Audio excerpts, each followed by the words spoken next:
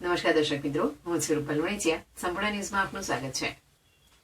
થરાદ પોલીસે શહેરમાં ટ્રાફિક નિયમોના કડક અમલ અને વાહન ચાલકોમાં જાગૃતિ લાવવા માટે વિશેષ ડ્રાઈવનું આયોજન કર્યું હતું. આ ડ્રાઈવ અંતર્ગત શહેરના મુખ્ય માર્ગો અને 4 રસ્તા વિસ્તારોમાં સઘન ચેકિંગ હાથ ધરવામાં આવ્યું હતું. પોલીસે ખાસ કરીને વાહનો પર ગેરકાયદેસર બ્લેક ફિલ્મ લગાવવા અને અન્ય ટ્રાફિક નિયમોનું ઉલ્લંઘન કરનારા વાહન ચાલકો સામે કાર્યવાહી કરી ચેકિંગ દરમિયાન અનેક વાહનોમાં બ્લેક ફિલ્મ હોવાનું જણાવ્યું હતું. ચાલકો પાસેથી તાત્કાલિક બ્લેક ફિલ્મ દૂર કરાવી દંડ વસૂલવામાં આવ્યો હતો.